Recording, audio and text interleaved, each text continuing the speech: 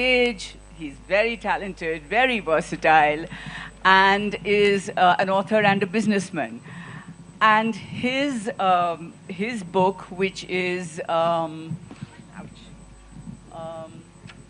To Move Mountains, Moving Mountains, is all about a Bangalore-based trust and non-profit organization called the Agastya Foundation. Have any of you heard of it, the Agastya Foundation? Oh, I can see a lot of people nodding. Excellent. So be very careful about what you say, because there are people who know about the foundation. And talking to him is Madhur, whom you've been seeing all morning, and who's in her sort of new avatar as moderator. You know her well.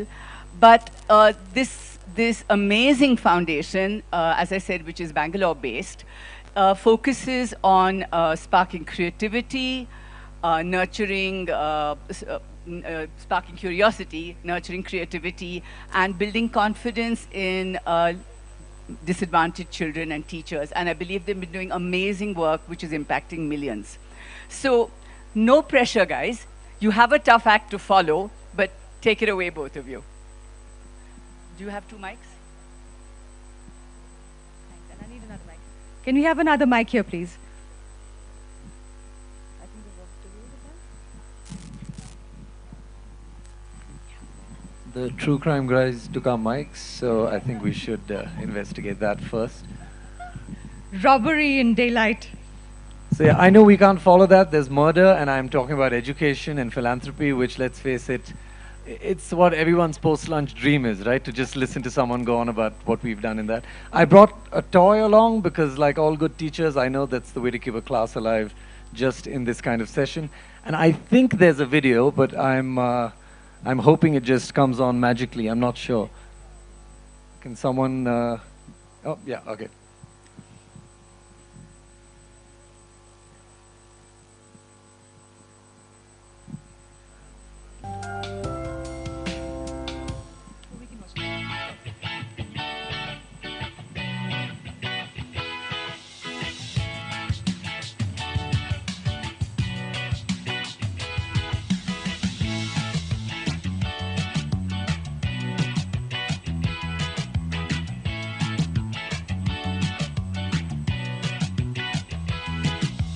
Children should feel, the child should feel, hey, this is a very unusual, exciting environment.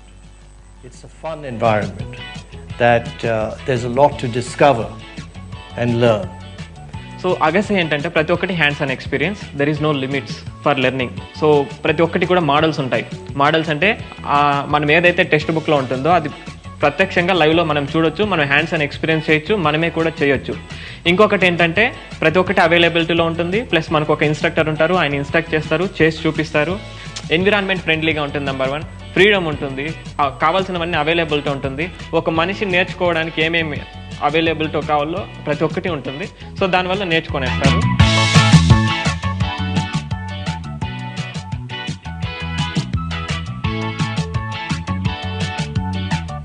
Initially it's curiosity, then they learn to use their hands, their senses through more frequent interactions.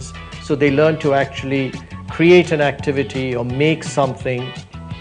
Then they learn teamwork and collaboration, right? That builds their confidence, their sense of the interpersonal relationship.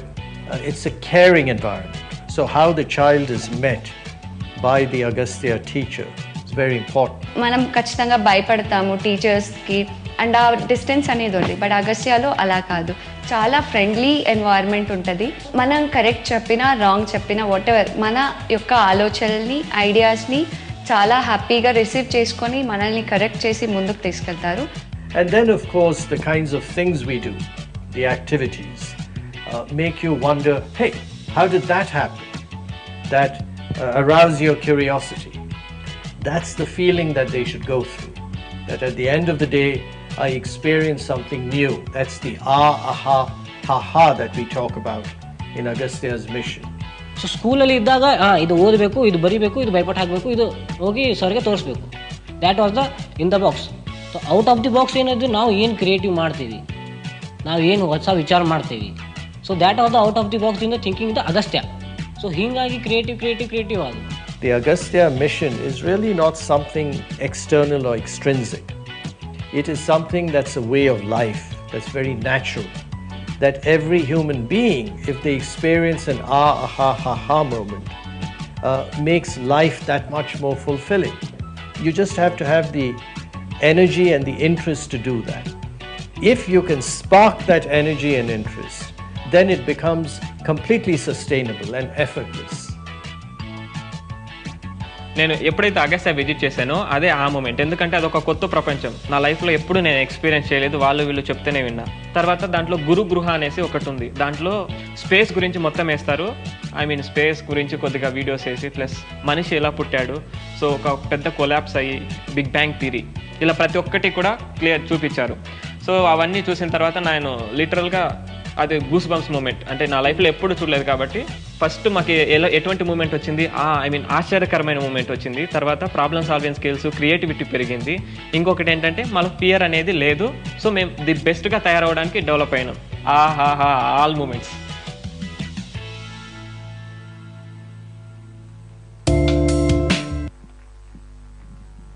Very inspiring. Thank you for sharing that video with us, Adhirath, and for all the work that you do. You've titled your book The Moving of Mountains. Why that title? So when Agastya started, it was in the turn of the century. And there was, what you saw in the video was basically the culmination of about 25 years of work, wherein a group of guys came together and said, well, India is in a situation where rote learning has kind of taken over the education system. I've had the pleasure of meeting a lot of teachers here, and I know that when we teach children, we want them to get something a little more than just what's in the textbook. And what we call the Lancastrian system, the system that the British sort of left us with, was basically had devolved into answerism and had become a situation where you see a lot of kids now who aren't even happy with 99.9% in the exams because it's not enough. So Agastya wanted to take that and flip it on its head and said, what if we made it about creativity? What if we made it about making kids curious about science and asking the right questions, rather than constantly being mired by this idea that if I don't know the right answer, then I'm not going to succeed in life. And it was a Herculean task, to be honest, because many people felt this was okay. We still had the IITs, we still had colleges. India is still considered, culturally speaking, a very well-educated population. And yet Agastya felt if we don't start doing these things now, which was, around the year 2000, then it's going to catch up with us very soon. So the task that they were sort of assigned with, or they assigned to themselves, was akin to moving a mountain.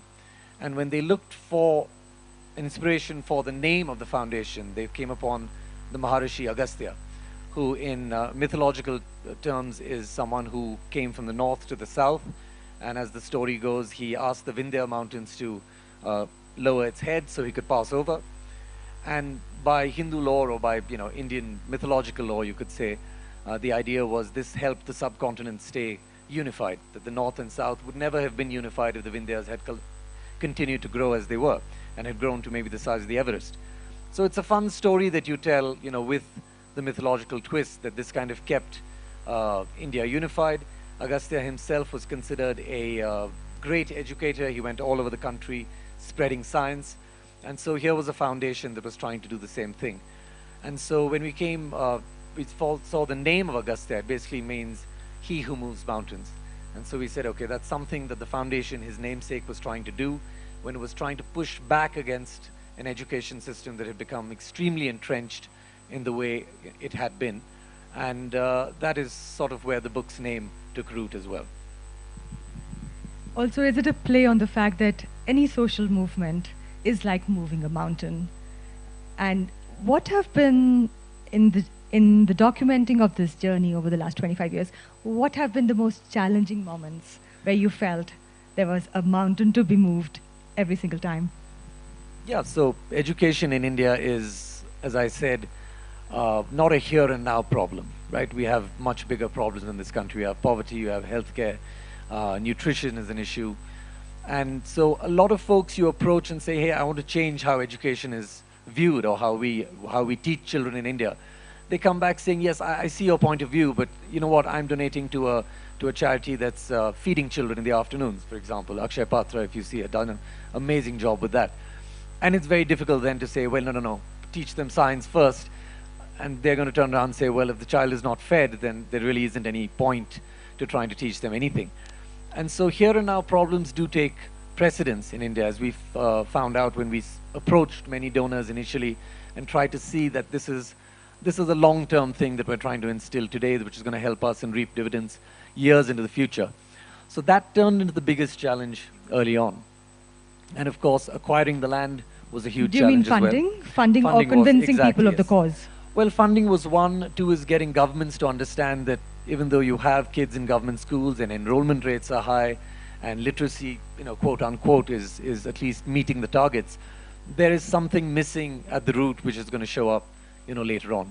So I think pushing that was a big deal, getting the governments to see our point of view. So we had a lot of science fairs, a lot of workshops with kids in villages and rural areas. And when the enthusiasm started coming through, when kids started becoming more excited about attending school, about asking questions in their schools, that was when the government turned around and said, yes, we kind of see what you guys are trying to do and we will support you. So that was a huge challenge. Funding was a huge challenge, and acquiring the land, as you saw, we have a 172-acre campus in Andhra Pradesh, in Kuppam, which was a barren, rocky wasteland, which we will talk about. So converting that land into a sort of haven and as we now, it's like a Disneyland for creativity and education if you go there now. That was a huge task that these guys decided very early on that they just wanted to accomplish. And it's been very difficult, but it's been extremely fulfilling as well. That's wonderful. Tell us more about this Kuppam campus, which I believe is an ecological haven. What do we mean when we say that, and how did you pull it off? So when the land was acquired, it's very close to the Kolar goldfields. And again, apologies to any Brits here, but when the British were in Kolar, the mines were there, the gold mines, and a lot of chemicals were poured into the land and leached into the groundwater. And so the entire surrounding sort of 100 square kilometers or so was completely barren and lifeless. And this was the only land that the foundation could actually afford. We bought it from the government, but at the same time it was all we could, had the money for. And one of the first things the founders realized, I myself am a product of Rishi Valley, and when I stand in Kasauli, you're bathed literally in greenery. And there's a term in Japanese called shirin-yoki, or shirin-yoka, which means to be bathed by the forest. And that feeling of being nestled in nature and just absolutely the wonderful feeling that you get where your mind works better and you're just generally in a better mood. And so the founders wanted this for the children. They themselves had been from educational backgrounds where they had beautiful campuses and they knew what it was like to learn in that kind of environment. And so they brought together a lot of ecologists, they brought together an entire staff of folks and used them slowly, and this is a 25-year mission, to convert the land, to bring back fertility into the soil, to grow the kind of species that were indigenous and not invasive, and to slowly bring greenery and life and love back to the campus, as it were. And we saw it happen in real time, very slowly, of course, but when we saw the smaller plants slowly finding root, taking root, finding life, smaller insects following suit, the larger lizards coming because the insects were there, and then the birds coming because the insects and snakes were there. And then suddenly around maybe 15 or 16 years ago, we see this explosion in greenery. And because the rains, again, were good for the last decade or so, they haven't been so bad, even though that's a drought-prone area. We've had this absolute transformation in terms of how the land looks. So now it is a beautifully green campus filled with many centers for education, each center dedicated to fields such as maths, biodiversity, chemistry, biology, and the like. And we have kids from surrounding villages who come every day and spend time on the campus where it's an ideation center. And of course, Agastya also takes science learning to the rural villages, to the government schools through a mobile delivery mechanism. So although a lot of that wasn't covered in the video, the fundamental, I would say, mission that we have is to take hands-on science experiments into government schools and to complement what the kids are learning in their textbooks with hands-on experiments that they can then, spark, which then sparks their own curiosity. That's fascinating. I'm going to ask a slightly personal question now. I know you have a 15-year-old? 16. 16-year-old. How much of what you do at Agastya are you able to translate into your parenting at home? Well, it's interesting. A lot of the initial experiments we used to take home because my son was maybe 5 or 6 at that time, and even a kid in a private school is suddenly amazed because he doesn't really get to interact with these kind of experiments day to day. And so what Agastya was doing was taking this to kids and seeing that, okay, this child has only been learning the solar system in little diagrams. And you suddenly see a model and you see where the sun is and you see how the earth moves around. And you suddenly step back and say, oh, okay, fine, I was thinking of it in a completely different way.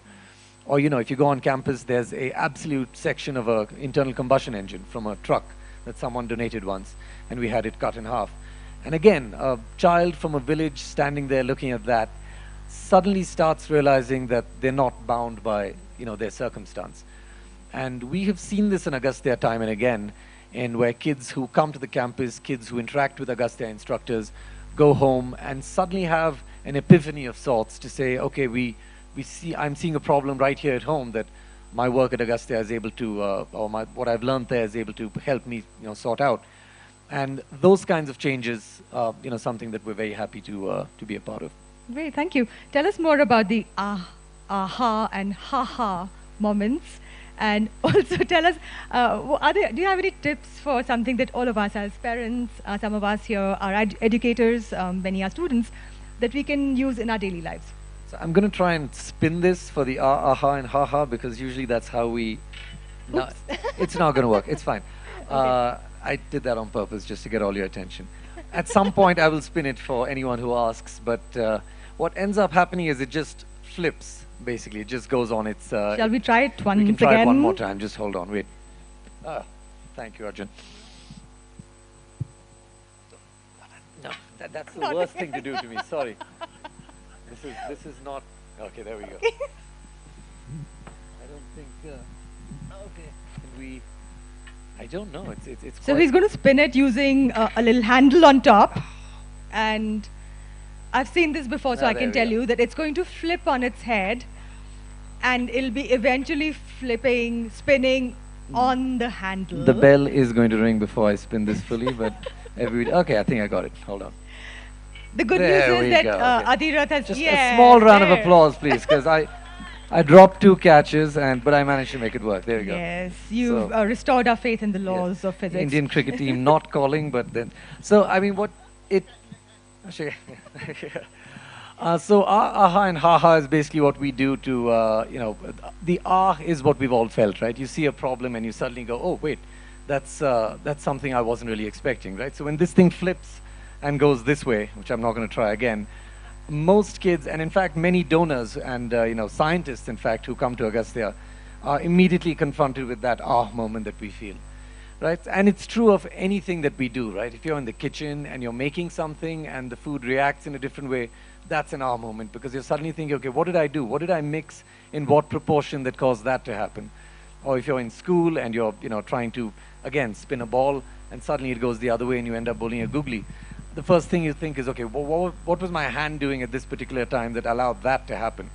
And that is what we call the moment, when a problem is kind of confronted and you think, I don't know what the answer is, but, golly me if I'm not very excited to find out. And that's where curiosity gets sparked. And the aha moment is when you actually find out the answer. So theoretically, the mathematical reason for this doing what it is a very long and lengthy thing.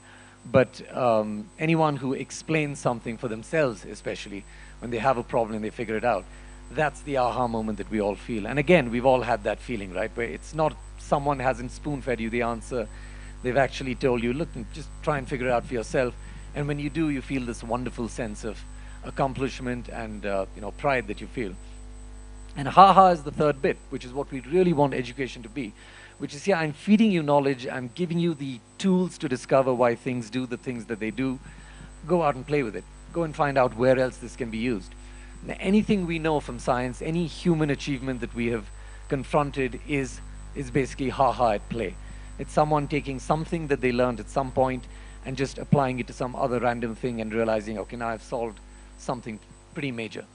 So Agastya uses this as a way to I would say, synthesize the journey of curiosity that we try and instill in children. And it's been extremely effective because when people hear aha and haha, they know exactly what we're talking about. And it's a wonderful way to start the conversation and indeed, in some cases, continue it. Yeah. That's wonderful. And one can intuitively grasp how that works. What I worry about as a parent myself very much these days, and I'm sure you've thought about this too, is the arrival of AI and discovery at your fingertip in a mobile phone. How do you incentivize a youngster to not go to ChatGPT for every single answer when it's so readily available, and choose to spend the time and to engage with the problem and to sit with the discomfort? Yeah, it's a good point, actually. A lot of kids just want the answer quickly, and I think a lot of humans, adults do as well, right? We don't want to sift through the muck and find out, try and go through a whole learning process. I think we've been lucky at Agastya. One is to be confronted with children who generally have extremely real-world problems, right? So some of the anecdotes we find are extremely heartwarming when we hear about them. So these kids come through Agastya, they learn about science, they're not very familiar with it, and all the problems they go home and solve are like stuff that we wouldn't even think about. So one child developed a seed planting mechanism for his grandmother because she was old and she had to keep bending to plant the seeds into the field. Another girl came back and said, my father's a stone cutter. And so she used Agastya's labs and workshops to build padded gloves, which then help her father in the fields. And we had a Britisher once come, a very sweet professor who was giving them all this talk, and he was telling them about the Olympics, and he was telling these school kids from the surrounding villages, about all these things that happen. And finally he was like, okay, does anyone here have any questions? And one of them puts their hands up and goes, what kind of crops do you guys grow? Right? So immediately he was struck by, wait a minute, I'm such a fool. I need to be at their level and understand where they're coming from and build up from there rather than just throw information from this side. ChatGPT, in fact, it's very interesting because Agastya's mission, as it were, and its main goal was never to give the child the answer, but in fact to teach them to ask the right questions. And truth be told, now if you go to ChatGPT and if you are trying to use it as a vehicle of, to find things out, it is more important to be able to frame the question in a way that ChatGPT can actually then give you the answer back. So what Agastya has been saying now for a quarter of a century is actually something that now people are realizing, wait a minute, I don't need, with all due respect to teachers, I don't need to go to a classroom to learn any information that isn't already available out there. In fact, for the last 20 years, I don't think we've needed teachers as a vehicle for giving us information. What we need teachers to do is give us methods in terms of how to think and how to ask the right questions when the need arises. And I've been a part of the industries where a lot of your work really doesn't depend on knowing the answers, as it were. For example, in consulting, when you go to the interview, they ask you weird questions like, okay, how many tennis balls are there on Earth? Or how many penguins are there in Antarctica? And no one's expecting you to know the answer, because even if there is an answer, it's probably out there already in Wikipedia or something. What they want you to see, what they want to see is basically how do you arrive, what is your thought process, what steps does your mind take, which little bits of information are you looking for, and then sort of putting them together to get to the final answer, even if that answer is right or necessarily isn't right. So we always say we don't mind a child giving the wrong answer. I would much rather a child gives me the wrong answer but shows me the method by which they took to get there than someone who just stands up and says, yes, I know it because I read it somewhere and it's embedded in my head. The first case is a lot better for kids in the long term to really learn in a meaningful way. So how do you measure your impact? Because in a traditional school, a child would go and learn by rote.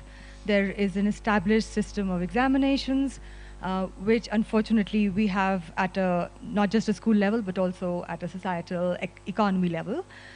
And to some extent, it just makes it easier even for employers to know, to gauge your, to get past the first layer of scrutiny and gauge whether you're suitable or not for a particular, do you have a certain skill set or not. So what would a world look like where we put in place the systems where impact is measured differently, and all of us value real learning over getting marks? So it's difficult. It's been very difficult for Agastya. In fact, when you said about the challenges initially, one of the toughest things was, okay, we started doing this work, and obviously it helps, right? I mean, why would anyone argue that teaching a child to be more curious and creative, putting an innovative spirit inside them, is a bad thing? No one can actually say that isn't. At the same time, a donor, for example, would be well within his rights to turn around and say, listen, I've given you all this money. Can you show me, are these kids better at science now? Are they more curious? Are they more creative? How are you measuring all of this? And so Agastya does have metrics to check these things, which has been very interesting. But more recently, because of the advent of AI, we're actually using AI as a tool to help us gauge how, we've, for example, taken 1,000 different anecdotes from the Agastya ecosystem of what children have been through and how they've used Agastya methods to improve their lives. And we fed that into an AI model. And we're allowing the model then to churn through and say, okay, fine, we're finding X number of kids or X percentage have seen a meaningful change in this aspect of their lives. And another percentage is seeing a meaningful change in another aspect of their lives. Similarly, using AI in the classrooms, for example, to gauge how interested kids are. So for example, if you can put a webcam now in a classroom, AI can actually track the attentiveness of the children and use body heat signatures and stuff to gauge their excitement levels. And so now you have a government school with a government school teacher who's kind of disillusioned, and he doesn't really want to be there. And it's the afternoon, it's the post-lunch session, and suddenly you have an Agastya instructor jump into this mix, and you see everything completely different, right? And yes, subjectively as human beings, and you pop your head into that classroom, you're going to know there's a difference. But with the AI, we're actually able to bring it down into numbers and metrics, and that's what that's for us, that's the new generation where we're going to donors and saying, hey, we've been doing this for 25 years, but guess what? Now we've got all these charts and figures, and when, by the way, not doing it by going back to the children and saying, oh, here, now answer an exam paper, and if you don't get 99, that means Agastya hasn't done his job. We're actually doing it almost completely hands-off, just from just by gauging their reactions and by gauging their body language. So let me get this right. Are you already using AI in classrooms to track? So we had, our board meeting was 2 days ago, and this project was just green. I mean, it's just coming to the point where it started being, it's getting used. And yeah, we're very excited to roll it across. To instruct and teach, and as a learning aid. Using to instruct and teach. Or to also gauge what they're doing, how excited they are, all of that. All of that. And creating AI versions of rural school children, for example, that instructors then can interact with. So that an instructor can be well versed with what a child from that background, like we said, asking something like, what crops do you grow, would be better equipped when he interacts with a child like that to say, okay, these are the kind of questions they're going to ask, and this is the kind of reaction I need to have when they do. So it's exciting times, and we're glad that it's moved to the point where we can actually use the tech. Right, thanks. I'm going to ask you about these pinprick movements that you've written about. Please tell us. So Agastya is full of these anecdotes, and some of them are extremely heartwarming because they really come from a place of, where a lot of us from a life of privilege don't really see things that way. And so the story we end the book with is about this girl called Monica. And Monica's story is great because it's just one of those very good, comeback tales, sort of like Rocky or one of those things that you'd see where you have a complete underdog, which is this girl who was a very mediocre student. Her father had pretty much told her that once school's out, then you're going to be married, and you don't really have a say in that. And I guess having no other avenue really, she was content. She said, okay, that's my lot, and that's what's going to happen with my life. And then one day an Agastya instructor happened to come to her school, and he was doing some blood tests. He was trying to show them how you can take a tiny drop of blood and analyze it and tell someone's blood group. And Monica, of course, handed her finger out, and it was poked, and then she just watched in awe as this guy used science to tell her that something that we all know quite obviously, but for her was a completely novel and unexpected thing. So Monica goes home and tells her dad, listen, I want to be a scientist. And the dad laughs at her because obviously, this kid's she's not a straight A student. I don't think she's even a straight B student.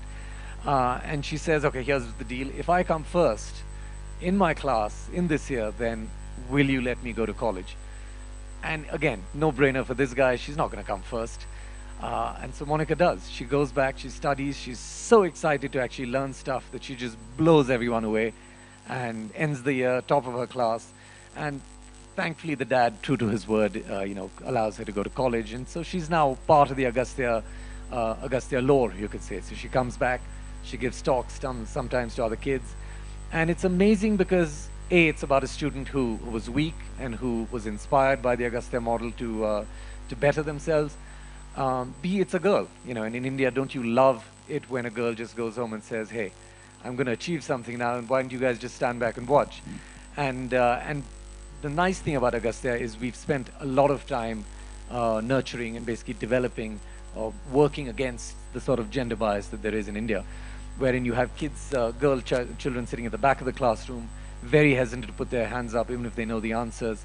And you have a male teacher usually, because a lot of the instructors are males, although that also is changing, who comes back sometimes and says, hey, listen, it's just easier for me to interact with the boys, because if a boy says a right answer, I give him a high five, I tussle his hair, I slap him on the back. I can't do any of that with the girls. So one of the first things Agastya instilled when it did its quality management system process was to say, okay, you're not going to interact with any child from now on. Unless the child is sick, if there's a health scare, or there's something to do with, they need intervention of that kind, you're going to be hands-off with all the children. And what we saw is immediately the girl children started being more vocal, started coming and sitting in front of the class, hands were going up. And yeah, so it's a wonderful thing. And so we have something called the YIL, which is the Young Instructor Leader Program, which is kids who are showing exceptional skill and aptitude and a thirst for knowledge. And Agastya brings them into the campus more often. They have more interactions with Agastya instructors, and they get, a lot of them go on, in fact, the numbers we're seeing is 98% of them go on to go to college. And the average in a developed country is about 72%. The All India average is 22%. So it's there for everyone to see that, okay, when a child gets that kind of intervention, it just completely changes their trajectory, and that's what Agastya has been doing. So we call it pinprick moments, because that was the point when Monica's finger was, pricked, when she suddenly had this sort of electric ambition to say, okay, I can do something, and I'm going to give it a shot. Oh, wonderful. That was absolutely uplifting.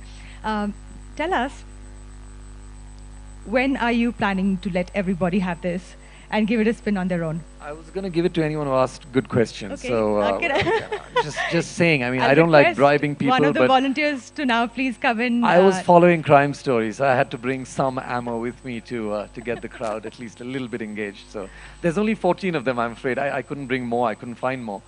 But these are actually made in Channapatna, which is the toy town between Bangalore and Mysore. And yeah, so we found, many years ago, someone found it a very handy sort of talisman. So most Agastya folks will have one in their pockets. We have, okay, can we start a bidding war, I think, and raise some money for the foundation? That would be good. One final question from me, and then it's over to you. Sure. Yeah, please keep your questions ready. We have a good, just under 10 minutes, but he'll be answering all your questions. What I wanted to ask is, you've been around for 25 years. Can you tell us what some of the students have gone on to do? So we do have a track. I mean, okay, I'm not going to give you each and every or, that kind of thing. The wonderful metric we see is we have a chart in Agastya of parent vocations versus the children of Agastya's vocations. And you see this huge shift from sort of 85, 90% agrarian to suddenly you start seeing lawyers, accountants, engineers. So all the spread starts changing very dramatically. So we've had kids who've gone on to be chartered accountants. We've had kids who go on to work in great firms like Deloitte and stuff like that. We've had kids who, again, I mean, this is all they're doing. It's just Agastya's intervention at some point just gave them enough of a belief that they could actually do it. But we've got kids who are YouTubers, for example, so that's a kind of more new age, thing that they're doing. And I'm sorry, I'm going to answer your question, but my favorite anecdote was basically this girl called Shravani, who you saw in the video. And Shravani is frequently brought in to give talks to Agastya because her story was she was a young instructor leader. Her family was in dire poverty, and they were going to sell their only cow. And Shravani had spent enough time at Agastya to know that this is the typical poverty trap. You have one asset, you're desperate, so you sell it, and then all you do is buy yourself maybe a few months, and then you're back in the same position with no cow. And so she begged her parents. She said, listen, I've seen this, I've read about this, I've heard this. Let's not sell the cow. Let's just try and tighten our belts for a few months. She managed to convince her mother to get a night shift job doing sewing or something like that. Obviously very hard times. But the cow was pregnant after a few months, gave birth to 3 calves. Cows started giving milk, they started selling the milk, and suddenly the family had this supplementary income, and now 4 cows. And she got to go to college purely because of the income coming from those cows. So it was a system of, I'm in this circumstance, but I don't need to be wedded to it. I can think my way out of it because someone has given me the tools and the confidence to actually say, okay, how do I get out of this? For some of us, it might be obvious. For a lot of them, it actually comes from because some instructor is saying, hey, there exists a system outside what you are in, and you can actually find your way there. So she comes back a lot, and she gives a lot of talks to Agastya kids. And her tagline is, of course, that poverty is a state of mind. You can think your way out of it. Obviously, it's unfair to say it to everybody, but in her case, I think there was a solution, and she managed to find it. So, yeah. So sorry, thanks.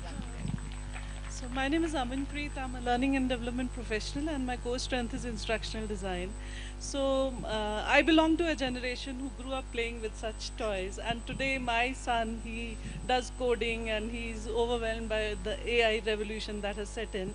My question is, like, forget human intelligence. These days we are dealing a lot with natural stupidities. So AI has actually taken over the entire world, even our literature world or content writing world for that matter. So how are you dealing with it, or what is your view about it? So from Agastya's perspective, yes, Yeah. we had started coding with the kids a long time back, just to get them into this whole, idea. Because you don't want to be teaching a child how a combustion engine works when frankly neither of us knows, none of us I think knows how to fix a car anymore, right?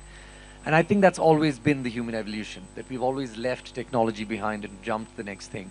So I think it's less about fearing AI or fearing what it is, and more about saying, okay, now there's certain kinds of thinking and certain kinds of knowledge that maybe you don't need to burden yourself with, much like I don't really need to know how to calculate big numbers anymore because the calculator is... You were saying there's a mathematical equation behind the way it There flips is. over. If So you ask me to very few explain people it, know about it. very few would know Yeah. about it. And I guess there's, yeah, no, I don't think anyone at Agastya knows about it either because it is very complex. But we had a mathematician in Stanford who kind of explained that it was, but yeah, I'm not worried about AI because I do think it just pushes us to the next level. And I think the important thing isn't are we going there, but are we all going there together? And I think that's what Agastya is trying to ensure, that their kids are not left behind in the previous generation when all our kids, to be honest, most of whom have access to computers and ChatGPT, are merrily kind of operating on a totally different level. Yeah. Hi, Adhirath. Hi, can you hear me? I can hear you. I can't Okay. see you. Okay, I'm at the back. Oh, gosh. I'm a backbencher. Okay, so I believe the head of ISRO has compared your foundation, Agastya, to the Chandrayaan-3 mission. Can you tell us 3 things you might have done to get that accolade from him? Yeah, well, firstly, he was being extremely generous and very kind. But I think a lot of scientists have seen Agastya as a key vehicle for taking science learning to the villages, when in fact it may have completely gotten missed out. So I think one thing we've done is go extremely deep into rural India, and we still haven't stopped. So we started with mobile vans, which go to the larger government schools, and then we gradually went to labs on bikes, which go even deeper into the villages. And then we have labs in a box, where a guy literally takes a box of experiments on a bus and finds those schools where there are like 3 kids on a hot afternoon kind of classroom, and still engages them in science. So I think the reach that Agastya has had has been extremely important, and we always say there's 3 R's. So there's reach, richness, and oh dear, that's not good. Yeah, well, okay, I'm going to come back to it. But reach and richness, and what's the third one? No, find me afterwards, I'll remember it. But the richness is the second one, obviously, which is how important is it and how involved is that teaching process, because it's not just reading something online or just seeing a quick YouTube video. It is someone actually interacting with you, explaining the science behind it, and then coming back and saying, okay, this is how it's working. I cannot remember the third R, but I'm going to come back. And the other thing I think Agastya has done very well is to do this very frugally, which is one of the reasons that ISRO was so happy with the way that we did it. because I think they've also been extremely successful in taking something that in the West costs billions of dollars and doing the same thing here in India for maybe just tens of millions. And Agastya is constantly reducing what we call the cost of exposure, which is how much does it cost us every time we interact with a child, and are we able to get that number lower and lower. And our scale has allowed us to do that, and the fact that we keep evolving our methods has also, been something very important. And it's something that we do continually. So every year we try and see that we can reduce the cost per exposure and thereby reach more children, but with the same amount of money. Or if we're getting more money, then it's actually reaching a lot more children than it would have maybe 5 years ago. Rate. I'm so sorry. That's the third R. Yeah. We're not deducting marks for that. This is not about rote learning. There's a hand up there at the back, on the left-hand side.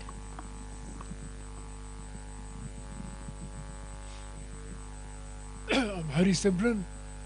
Is character building a part of your instructional design in any form? Thank you. Absolutely, sir. Thank you for bringing it up, because I think I've been a little bit daunted by this number, so I've been running through things. But it's fine. But creativity, curiosity, innovation were the first three pillars on which Agastya stood, and then we added caring and confidence later on. Because what we realized, as we've said with a lot of the anecdotes, they're not necessarily science things. They're children learning science and learning how to think about problems and going back and creating solutions for their families using that kind of thinking. And so caring and confidence are as important, I think, at Agastya as the first three: creativity, curiosity, and innovation.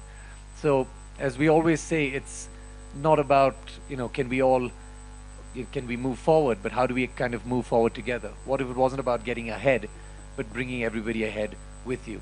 And I think the kids at Agastya have often shown, especially with the leadership programs we've had and the kind of interventions we've had, that a weaker student is never going to be left behind. They will normally go out, seek out that student, and use their own methods to kind of bring those kids on with them. And we're very proud that the kids we've had have not just taken science and walked away, but actually used it as a tool to build their own characters. In fact, I had this question as well.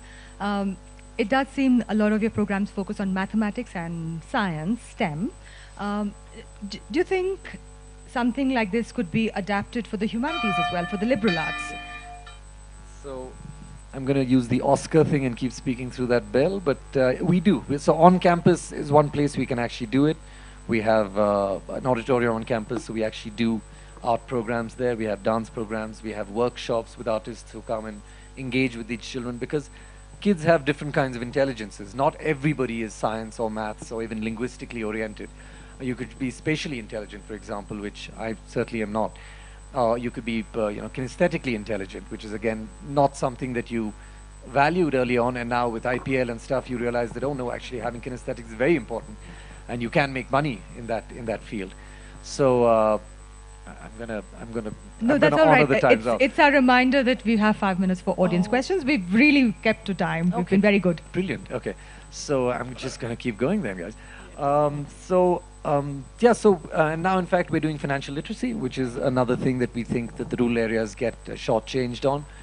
You get a QR code, you scan it, you think you're going to get money, and suddenly everything's been taken out of your bank account. So through these children, we're trying to instill ideas of, be careful about scanning QR codes, be careful about the interest you're paying on gold loans, be careful about chit fund scams. A lot of them have no idea what compound interest is. A lot of them have no idea why their families keep getting into the same poverty traps as they do. And so we're using financial literacy again as a vehicle, combining it with maths. And so these kids go back home and say, okay, you're not going to get 5,000 rupees if you scan that QR code. Trust me, it's going to be bad. And we're hoping that kind of percolates back to their parents and back to the villages and actually has some impact there in terms of avoiding people getting into financial mess because of all of this. So can I go ahead? Yeah, please. So my question to you is that how do you get through the challenge of the stranglehold of pedantic, didactic rote, which is so entrenched in our system? I mean, being an educator, and we have the Shanti Niketan model, the Rishi Valley model, and it's always viewed as a very elitist kind of education. And we have results to see that the students from this system, they tend to be more innovative, but still there is this rigidity, and one reason of course is the bureaucratic. The educators are less involved in policy making. But how else can we get this system to be more acceptable in government schools and society at large? Thanks for that question, and that'll be the last question for the session. Adhirath himself is a Rishi Valley. I am, as was Ramji, who was on the thing. But you're absolutely right. It is a privileged education, and you're in a campus where it's surrounded in greenery, and you have the teachers who believe in you, and it's wonderful. I can't say we're going to solve the whole problem. It's definitely true we reach kids from the 5th, 6th, 7th, 8th, 9th standard, and then we have to kind of let them go when they go 10th because boards does take precedence. What we try and do is expose them to creativity learning and curiosity and the questioning mindset. And we hope, and we've seen it happen before, that once the exams are over and once they come back, they retain some of that. And the hope isn't that these kids are going to go be the next Bill Gates or Elon Musk. The hope is that they, even if they become, say, accountants or engineers, that they stop one day and say, hey, I'm just doing the same thing again and again, but I do know that there must be a different way to approach anything. And then they throw creativity into what they're doing. And it just makes for a better life, I think. Yep. So thank you. Thank you, Adhirath. It's been fascinating. I've learned a lot.